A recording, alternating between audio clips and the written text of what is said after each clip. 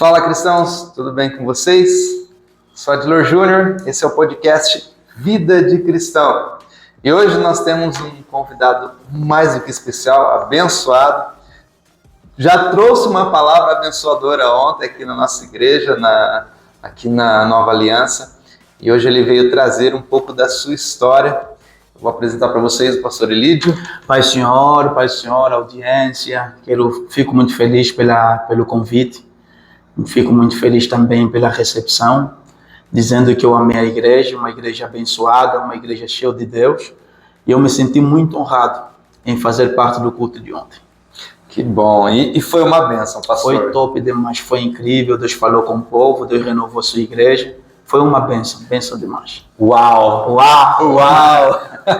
Ficou marcado isso. Esse uau, ele veio como? Tipo, eu assistia muito pregações norte-americanas, até hoje eu assisto. Então, quando a pregação é muito profunda, o povo fala uau! Então, adotei isso e nas minhas pregações sempre falo uau! Mas aí quebra o gelo para o povo, né, ficar mais assim, inteiro na mensagem. É muito bom. E chamou o pessoal, chamou a igreja participou, estava junto. Isso é importante. Amém. Quando Deus, através da vida do vaso, consegue prender a atenção das pessoas. Glória a Deus por isso. Amém. Mas eu trouxe aqui o pastor Elídio para contar um pouco da história dele. Muitos de vocês já conhecem ele, conhecem um pouco de sua história, mas aqui nós vamos tentar pegar um detalhe que ainda não foi dito. Amém. Eu espero que possa abençoar a sua vida como nos abençoou. Só um pedacinho dela já foi suficiente para nos trazer muita alegria. Amém. E como o Senhor disse ontem, vai chegar longe. Amém. Já está longe. Amém. E eu acredito que chegando cada vez mais longe. Esse podcast, hoje, pastor, o senhor tem uma noção, ele é assistido em Portugal. Glória a Deus. Ele está no México, ele está nos Estados Unidos. Tem alguns países que o pessoal já assiste. Talvez sejam brasileiros lá. Glória a Deus. Talvez alguém descobrindo a palavra de Deus agora. Glória a Deus. Então que alcance essas pessoas. E hoje tem um africano aqui no podcast. Amém! Glória a Deus. Chegou longe. Chegou longe. Amém. Pastor, tá contigo. Conta um pouquinho pra gente como iniciou o pastorado ou esse chamado de Deus para a vida do Senhor. Onde começou e até esse presente momento. Então, se não me falha a memória, eu me converti verdadeiramente no ano 2003.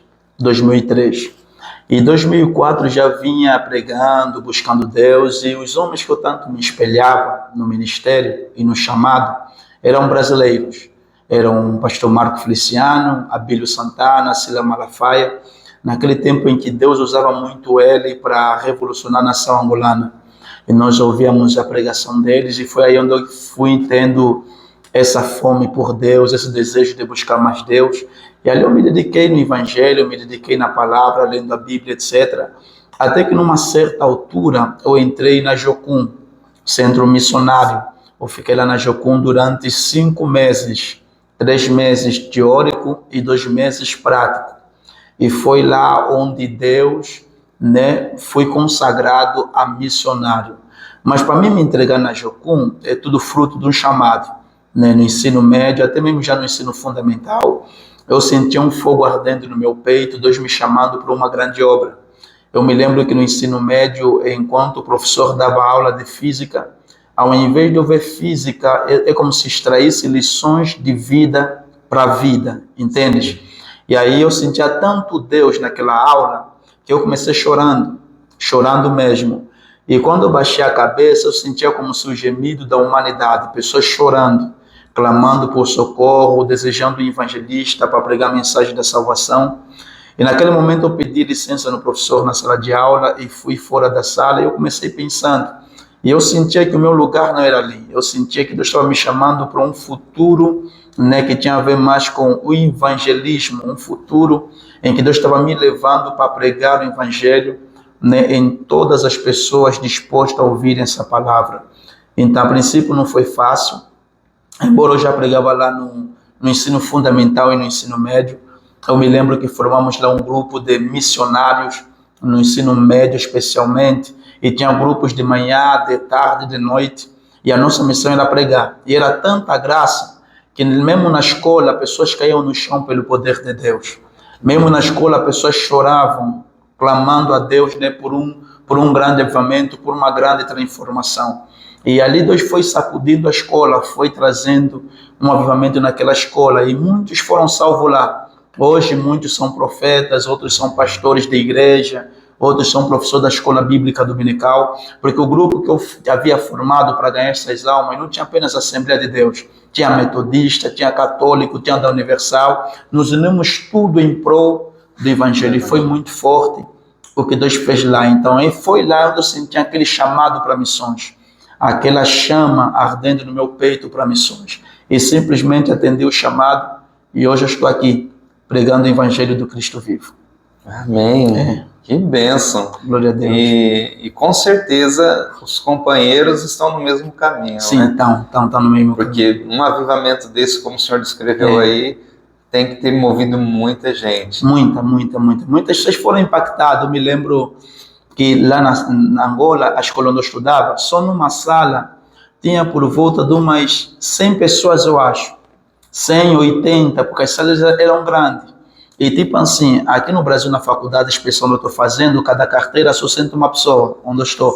Mas lá em Angola não, cada carteira era 2 pessoas, entendeu? Sentando, então era muito lotado. As salas ali, Deus nos usou para pregar lá, pessoas eram tomadas por Deus, alguns se penduravam pela janela para ouvir a mensagem, outros lotavam a porta da sala para ouvir a palavra, e Deus foi sacudindo aquele lugar lá, né? Foi sacudindo, até que um dia eu decidi abrir mão de tudo para me entregar em missões. Foi quando? Foi no encerramento do ensino médio que eu reuni com todos que faziam parte do grupo. Eu disse para eles, olha, vocês a partir de agora decidem quem vocês querem ser. Né? Alguns se querem ser médico, façam faculdade de medicina, quer ser tipo assim, crescer na área social, em algumas profissões, faça a faculdade que se encaixa na profissão que você quer. Mas no meu caso eu sinto um chamado muito forte para me entregar na obra missionária. Foi de lá que eu fui para Jocum, e depois da Jocum vim aqui para o Brasil. Glória a Deus. Obrigado, senhor. Ele escolheu as missões, ó. Ele veio para cá.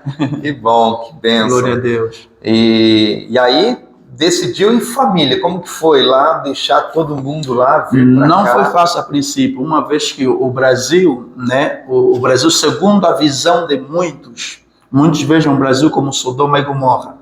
Tipo um lugar onde a imoralidade tem crescido bastante, né, infelizmente. Então, muitos lá em Angola não queriam que eu viesse para cá, não porque eles não gostavam de mim, mas uma preocupação por mim, tipo, Lídio lá, será que Lídio lá, ele vai estar vivo ou vai estar morto? Vai estar crente ou vai estar ímpio? Sim. Vai estar salvo ou vai estar perdido? Entendeu? Mas aos poucos fui convencendo meu pai, fui convencendo a minha mãe, e eles me liberaram para vir no Brasil. Só para ter noção, quando eu vim no Brasil não tinha nada. Não tinha dinheiro para vir no Brasil, não tinha ninguém para me receber no aeroporto. Eu vim mesmo só pela cara e coragem, vim pela fé, acreditando que alguma coisa Deus iria fazer aqui no território brasileiro. Então vim sem dinheiro, pelo menos para me alugar uma casa. Vim, ninguém me recebeu no aeroporto, porque não tinha ninguém para me receber no aeroporto.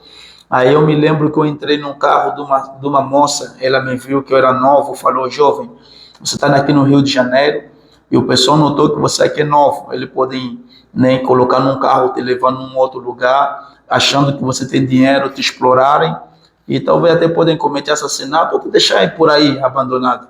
Então vem conosco, vamos te colocar num lugar bom para você estar. Aí eu entrei num carro que eu não conhecia, andei com pessoas que eu não conhecia, até que eles me levaram lá em Copacabana, onde eu fiquei hospedado na casa de uma senhora, né? Fiquei lá acho que um dia e quase 2 dias naquela casa. Só que eu tinha um propósito no meu coração, eu não vou comer nada até que apareça uma casa de verdade para mim estar. Aí eu não tomei café da manhã, não almocei, não jantei, simplesmente orando, buscando a Deus a direção, pedi um PC que ela tinha, ela me emprestou seu PC, e entrei pela internet, entrei em contato com angolanos que eu conhecia lá no Rio de Janeiro. Falei, jovens, eu estou aqui no Brasil e tal. Eles estavam admirados. Por quê? Porque até então eles não acreditavam que eu iria e também não tinham condições para me receber. A princípio eu ficava triste com eles, porque não queriam me receber. Mas depois eu comecei a compreendê-los que sem estrangeiro não é fácil. Está num mundo, né, tipo assim, numa terra que não é tua, não é fácil. Estrangeiro é um desafio todos os dias. Tipo, eles tinham que lutar para se manter, lutar para se sustentar, lutar para se cuidar. E ali vem mais o ilídio, que não tem nada, alguém, mais umas despesas. Então, eu não condeno propriamente eles. Antes, pelo contrário, eu vejo em tudo aquilo um propósito de Deus para a minha maturidade, para o meu crescimento e para o meu desenvolvimento pessoal.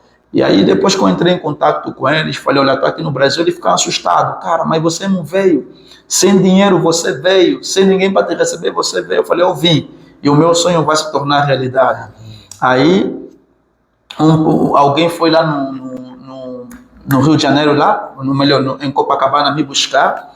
Me buscaram e me levaram onde eles estavam, etc. E fiquei morando numa favela Padre Miguel, de lá do Rio de Janeiro, onde fiquei lá uns 4 meses. Isso foi lá na favela de Padre Miguel, fiquei lá uns 4 meses com eles lá. Aí eu fui orando, buscando a Deus uma direção, até que apareceu um angolano que se uniu comigo, para junto pregamos a palavra aqui no Brasil, e aí se juntamos pregando, só que depois com esse angolano também teve um outro problema. Tipo assim, algumas coisas assim muito pessoal dele. Aí resolvemos por bem, tipo assim, eu viver aquilo que Deus estava colocando no meu coração. Sim. Só que quando eu decidi voltar no Rio de Janeiro, não sabia onde eu devia estar, porque o cara que eu morava com ele já estava casado já, entendeu? Então não podia ficar na casa dele, então fiquei meio perdendo onde devia estar. Foi nesse momento que eu fiquei na rua do Rio de Janeiro sem casa para ir, até de madrugada pedindo ajuda no pessoal, quem pudesse me ajudar, até quase 1h da manhã, apareceu alguns jovens que fizeram uma vaquinha, me levaram num hotel, a mim passar pelo menos lá uma noite, porque naquela noite ninguém queria me receber. Fui em algumas igrejas, a porta estava fechada, porque eles acharam que eu era um ladrão, entendeu? Tipo, vai entrar aqui com mala, tudo. Se eu tivesse no lugar dele, talvez, não posso afirmar, mas talvez agiria também daquele jeito, porque não me conhece. Alguém que veio do nada, com mala, com tudo na mão, querer vir dormir na igreja, vai achar depois Rio de Janeiro, será que esse cara não é ladrão, vai querer levar tudo da igreja, etc. Aí, mas eu digo que tudo aquilo contribuiu para o meu crescimento. As dores mataram o menino que eu era e deu vida no homem que eu nasci para ser. Amém. Muito parecido com José. Muito parecido com José, das lutas. Isso.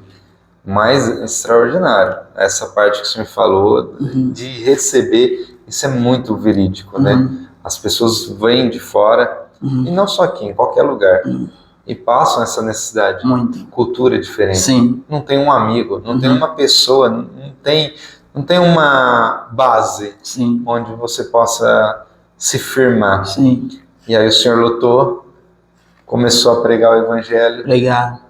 Eu falo que é sobre derrubar gigantes.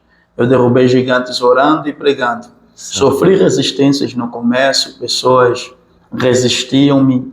Em alguns lugares sofri preconceito, em outros sofri racismo, entendeu? Negrão, africano, entendeu? Mas aos poucos, tipo, Deus continuou trabalhando através da minha vida e foi me honrando. Aos poucos as portas foram se abrindo, Deus foi soprando o meu nome e me tornei quem eu sou hoje. Tipo, eu digo que ainda não cheguei no destino, mas já estou no caminho. Sim. E tudo que me aconteceu ontem contribuiu para mim ser quem eu sou hoje.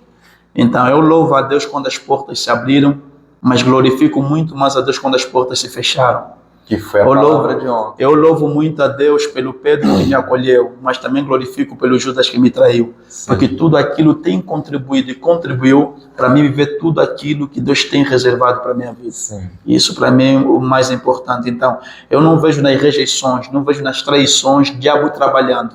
Vejo Deus trabalhando a fim de me amadurecer, de me desenvolver e me preparar para o lugar onde Ele quer me colocar. Perfeito.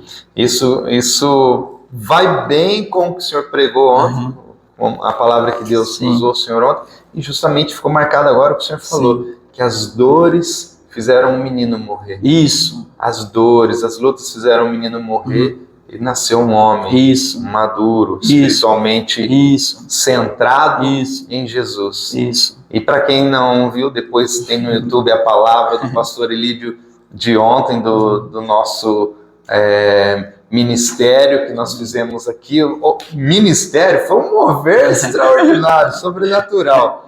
Então, você vai entrar lá no YouTube, no canal da Igreja Nova Aliança, depois você vai ver a palavra. A gente não vai dar spoiler aqui, mas eu digo que você tem que ser quebrado. Amém. É o que a gente pode falar, né, pastor?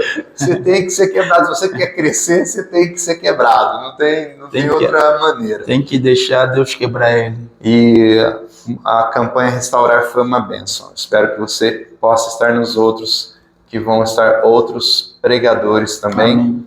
Outros anjos abençoadores do Senhor. Pastor, e como que o senhor falou algo forte, essa parte do racismo. Está muito forte ainda nos dias atuais, e principalmente para um estrangeiro dentro do Brasil. Como que o senhor lidou e lidar com isso até hoje? Tipo assim, o racismo e o preconceito, que muitas vezes andam de mãos dadas, alguns dizem que não tem, mas o comportamento mostra o contrário. Sim. Dificilmente um racista vai dizer que eu sou racista. Dificilmente um preconceituoso vai dizer que eu sou preconceituoso. Mas o seu comportamento, a forma de tratar a pessoa, dá uma conotação e faz entender que a pessoa é um racista e a pessoa é um preconceituoso. Sim. Entendeu? De tal forma, em alguns ambientes que eu já entrei, você sente aquele certo desprezo. Entendeu? Você sente aquela falta de consideração, tipo, algo que eles poderiam fazer facilmente com um branco de olhos azuis, conosco é totalmente diferente. Você nota que existe uma desigualdade na questão do tratamento, na questão de consideração a essa pessoa. Mas eu digo que não importa o que eles pensam, não importa os racismos que ele tem contra mim, não sou, e contra algumas pessoas também africanas ou negras, nesse país, mas no meu caso eu vejo sempre a vida em dois lados. Procuro ver sempre o lado bom da coisa. O lado bom da coisa é o que? Ainda que me fizerem coisas ruins, esse algo ruim vai contribuir para o meu bem, entendeu? Sim. Ainda que me fizer coisas males, os males vão contribuir para o meu bem. Então não importa quantos males me fazem, eu procuro sempre enxergar o bom do mal que me fizeram. E isso me ajuda a crescer e muito mesmo. Uma vez alguém já falou que o negro, para crescer ou para ser reconhecido ministerialmente ou mesmo em tudo que ele faz, tem que fazer o dobro que um branco faz, entendeu?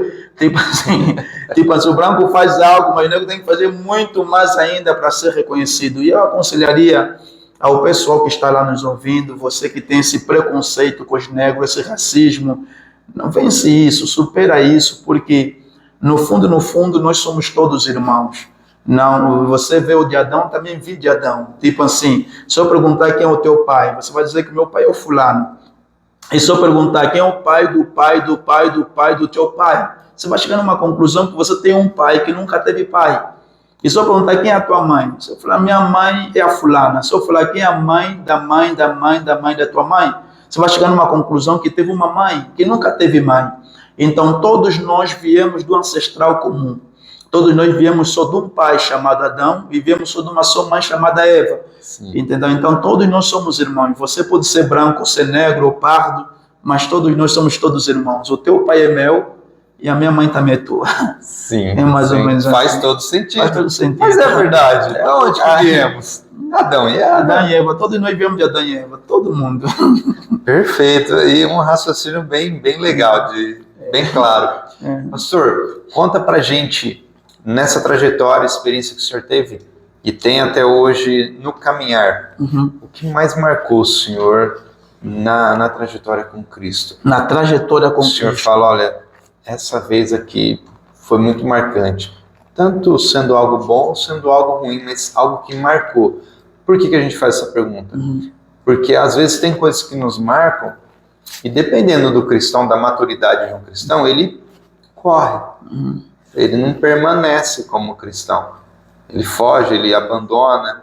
E dependendo se acontecem as coisas boas, ele permanece.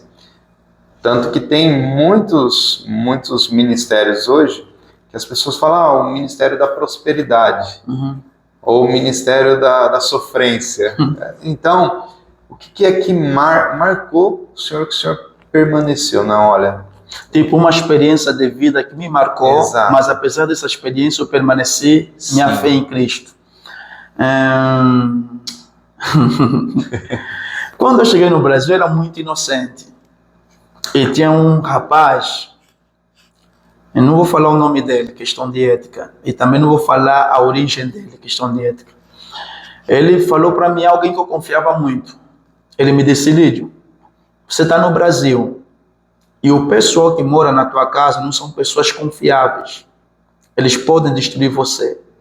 Podem pegar tua documentação e te destruir aqui nesse Brasil. Ao invés dos teus documentos ficarem contigo nessa casa que não é segura, me deixa eu ficar com todos os seus documentos. Aí eu peguei todos os meus documentos, todos, entreguei na mão dele. Tudo. Peguei mesmo assim o envelope onde estava guardado todos os meus documentos, o CPF, RG, tudo. Eu era bem inocente, peguei tudo e entreguei na mão dele. Eu só andava com uma cópia do CPF, mas o original, porque eu me acostumei que em Angola, quando dá um documento, você tira uma cópia. Então, quando me deram um CPF aqui no Brasil, também tirei cópia, entendeu? Entendi. Mas aqui no Brasil, você tem que andar, porque o CPF mesmo é um número e tal. Aí eu entreguei tudo para ele.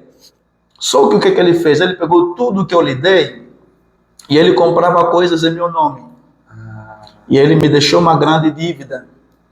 Aí, quando eu comecei a perceber a maldade do coração dele, porém, ainda não tinha noção que ele tinha feito isso comigo.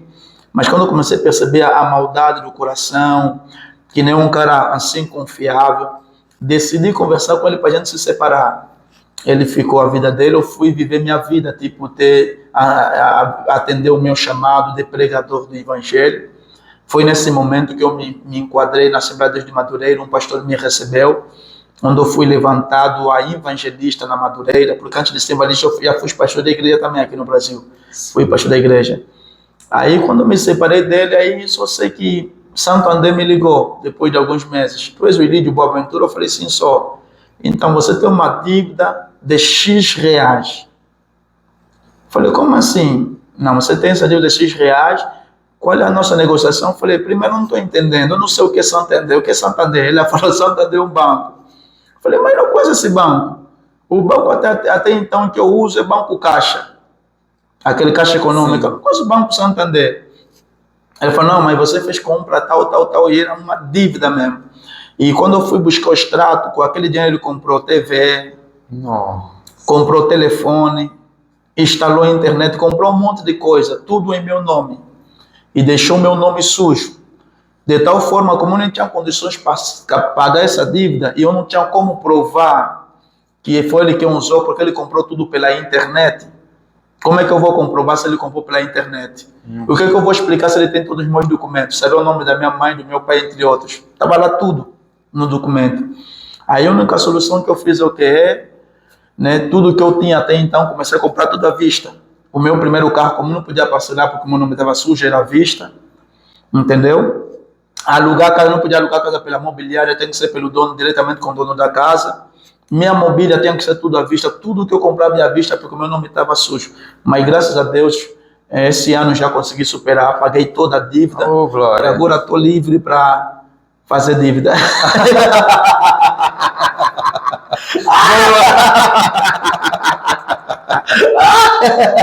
Tá livre para fazer dívida. Mas agora controlada. Agora a dívida é controlada.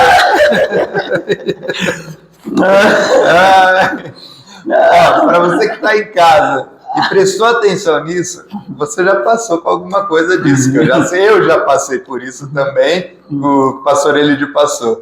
Isso é muito ruim. É muito ruim. Nessas horas tira a gente do mundo cristão, né? A gente quer esganar. Você fica na carne, meu Deus, o que aconteceu? Mas, apesar dessa experiência, permanecer firme em Cristo. Amém. Eu estou firme até hoje, graças a Deus por isso, que apesar das dores que eu enfrentei, as experiências amargas que eu tive com essa pessoa, as experiências dolorosas que eu tive naquele tempo, contribuiu para o meu amadurecimento e para mim ser quem eu sou hoje. Hoje eu tenho um cuidado de dar o meu CPF, hoje eu tenho um cuidado de dar todos os meus documentos em certas pessoas. Por quê? Porque os erros do passado me ensinaram a acertar no presente. Sim, sim.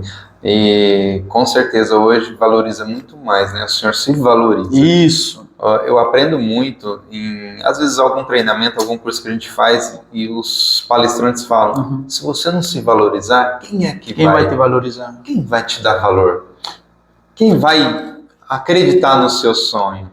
E outra coisa, pastor, tipo assim, tem pessoas que não querem que você descubra o valor que você tem.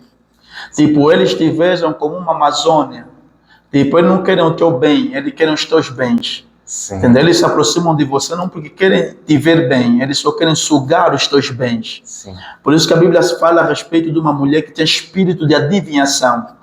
Os homens não se aproximavam dela porque queriam ver o bem dela.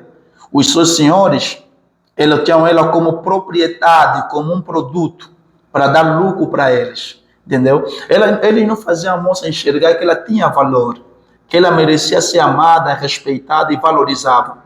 Ela era vista como um produto, de tal forma que a Bíblia diz que ela tinha os seus senhores. Quer dizer que ela nem era dela, ela era dos seus senhores. Sim. Então, nem ela era dela, tinha um patrão.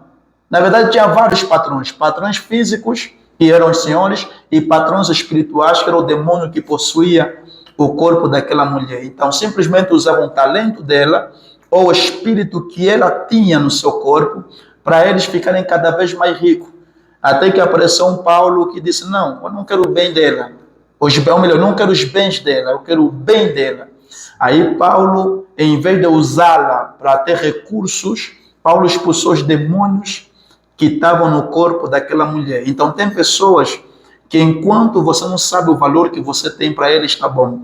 Porque se você não saber quem você é, o valor que você tem, o potencial que vocês carregam, eles vão usar do potencial que você tem, do talento que você tem, para eles enriquecerem cada vez mais nas tuas custas. Mas no momento que você abre os olhos e descobre quem você é e o que você pode fazer, você percebe que não nasceu para ser escravo. Você nasceu para construir sua história e viver tudo aquilo que Deus tem reservado para a sua própria vida. Então, nunca permita que alguém te veja como um meio de alcançar os bens. Permita que alguém te veja como uma pessoa que mereça ser respeitada, valorizada e honrada também. Amém. Em nome de Jesus. Amém. Isso foi muito forte.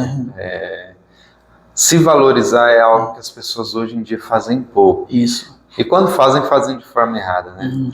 Tem gente que se valoriza tanto que se acham maior do que os outros. Sim. Mas esse valor que o pastor está falando é algo espiritual. Sim. É aquele valor que Jesus nos dá, aquele Sim. valor que Deus tem nos dado. E aí, claro, para ser mais exato, é o sangue do Cordeiro. Esse foi o preço, esse foi o valor dado. Isso. Foi muito valorizado. A minha vida, a vida do Senhor é muito valorizada porque Deus nos comprou com algo que não tem preço. Não tem preço. Não tem valor, é um valor inestimável. Nem o diabo conseguiu valorizar o sangue de Jesus. Não conseguiu ver o tamanho do valor daquele sangue. E aí Deus vem e dá esse sangue em nosso favor. E hoje nem nós conseguimos mensurar os valores que esse sangue tem na nossa vida. Mas obrigado, Senhor, por ter nos valorizado. Por nós e nos valorizado. Isso é profundo, tipo, é como se a nossa vida custasse o sangue de Jesus. Sim. Entendeu? Não tem ouro nem prata que compra isso. A vida humana ela deve ser valorizada.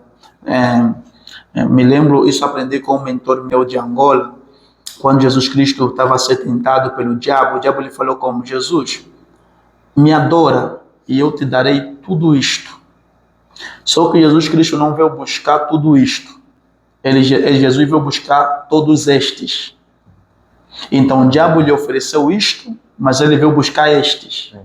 Então tem pessoas que preferem usar tudo isto e desprezar o estes, as pessoas. E também tem um outro ditado que diz que as pessoas, uns usam pessoas para ganhar coisas e os outros usam coisas para salvar pessoas. Então, as pessoas estão acima de coisas. A pessoa está acima do istos que o diabo nos oferece. As pessoas devem ser valorizadas. E você nunca pode esperar que alguém te valorize para você se valorizar. Me valorizando ou não, isso tem um valor. Sim. E o meu valor custou o sangue de Jesus na cruz do Calvário. Isso é o mais importante para mim. E é muito forte, né? Se o Pai acreditou em você, quem é você ou eu para desacreditar de nós mesmos? Para desacreditar, não pode não. Se Ele acredita em nós, que nós somos capazes e nos dá as oportunidades, por que a gente vai dizer não? Sim. Muito bom. Pastor, vamos caminhando aqui pro final, o bate-papo tá legal, tem muita história, eu sei que tem muita coisa boa, mas o que o senhor diria para as pessoas que estão nos assistindo, nos ouvindo em casa, a respeito de uma vida cristã, de uma vida com Cristo?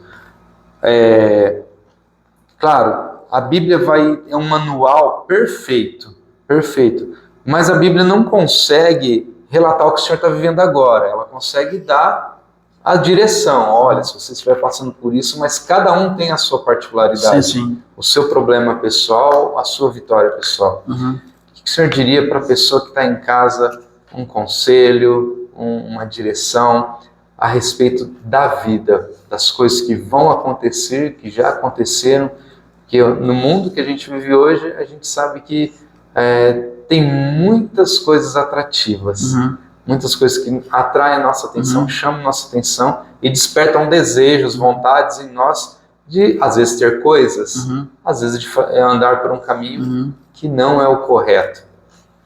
Tipo assim, o mundo que a gente está, conforme já disse o nosso pastor, né? Pode ser, amém. Glória a Deus. Conforme já disse o nosso pastor, o mundo atual é um mundo cheio de distrações. Temos muitas distrações. E se você não for uma pessoa focada nos teus objetivos, focada naquilo que Deus tem para a sua vida, facilmente você se perde.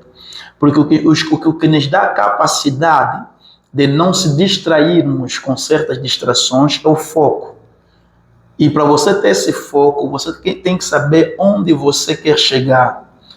O que você quer viver em Deus? Onde você quer alcançar, né, enquanto estiver aqui na Terra? Então, é esse foco que vai te dar essa capacidade de você resistir às distrações da vida e viver todo o potencial e tudo aquilo que Deus reservou para você. Não é que tudo vai ser fácil, tem coisas que vão ser muito difíceis. Né? Tem pessoas que dizem, não, vai que tudo vai dar certo. Nem tudo vai dar certo. Nem todas as portas vão se abrir, nem todo mundo vai te elogiar, nem todas as pessoas vão te aplaudir, mas você tem que colocar na sua mente que as dificuldades da vida te tornam uma pessoa mais forte. Então você não pode fugir das dificuldades. A Bíblia diz que apareceu Golias para enfrentar o povo de Deus, mas Saul fugia. Os irmãos de Davi fugiam, mas Davi enfrentou Golias. E o Davi que enfrentou Golias, ao invés de Golias matar Davi, Deus usou Golias para engrandecer Davi.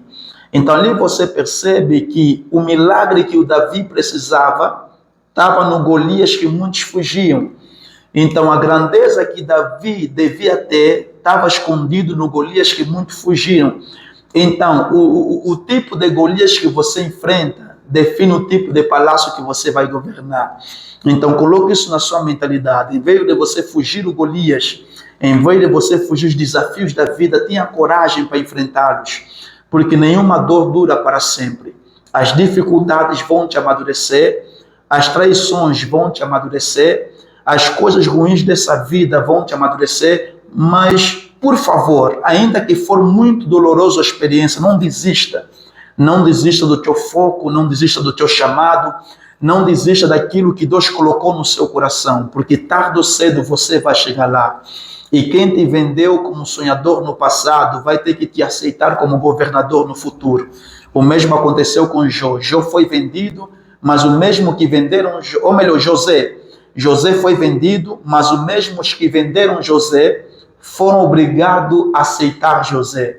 Então, as mesmas pessoas que te venderam como sonhador no presente, no futuro vão te aceitar como governador, porque tudo vai contribuir para você viver tudo aquilo que Deus colocou na sua vida. E para mim terminar, a Bíblia diz que os discípulos estavam no barco Enquanto os discípulos estavam no barco, se levantou uma grande tempestade. E quando se levantou uma grande tempestade, eles viram Jesus Cristo que via no meio da tempestade. E o que me chama a atenção é que Jesus Cristo não estava no barco onde eles estavam. Jesus Cristo estava no meio da tempestade que eles fugiam. Os irmãos entenderam? Porque nem sempre o nosso Deus nós vamos lhe encontrar no barco que nós escondemos. Às vezes Deus vai estar na tempestade que a gente foge. Aí vem uma grande pergunta. Quando Deus estiver na tempestade, o que é que você vai fazer? Você vai permanecer no barco do teu esconderijo ou você vai ter a coragem de andar com Deus no meio da tempestade? E o conselho que eu te dou é o seguinte: no caminho que te leva ao destino que Deus reservou para você, vai ter sempre tempestades ao longo da vida. Tempestades inesperadas, tempestades que você nunca programou, nunca viu na sua mente, mas vai acontecer tempestade. Porém, se Cristo estiver nessa tempestade, não tenha coragem de abrir mão do barco do teu esconderijo e andar com Cristo no meio dessa tempestade. Por quê? Porque é mais seguro andar com Deus no meio de uma tempestade do que estar num barco que Deus não está presente. Deus abençoe. Muito bom. Yes. Muito bom. Yes. Yes. Uau. Oh my God. Uau. Uau. Palavra Uau. poderosa. Amém. Amém. Senhor, obrigado. Deus pelo abençoe, convite, amigo. viu? Obrigado mesmo de verdade. O senhor poderia já estar indo embora, né? Eu travei o senhor aqui para estar gravando. Glória a Deus. Foi uma bênção. Amém. Espero que a gente possa juntos abençoar a vida das pessoas que Amém. estão assistindo em casa. Amém. E que o Senhor também seja cada vez mais abençoado e chegue cada vez mais longe. Obrigado. Eu creio que agora a igreja, todos nós estamos orando para que isso Glória a aconteça. Deus. Obrigado. Porque se nós conseguimos toda essa graça que o Senhor nos trouxe através da vida do Senhor, outras pessoas também precisam e merecem isso. Elas também precisam ser valorizadas. Amém. E se é o Senhor quem vai lá levar essa palavra e mostrar isso para elas, então que nós venhamos ajudar a abrir esse caminho. Amém. Amém? Amém. Quer deixar as redes sociais para o pessoal seguir o Senhor? Ilídio Boaventura é o meu Instagram. É o meu Instagram e também o meu canal do YouTube. Ilídio Boaventura. Segue lá e ricamente Deus irá te abençoar. Deus abençoe. I love you, people. Amém. Glória a Deus. Tamo junto, meu amigo. Deus abençoe. Amém, pastor. É isso. Aleluia.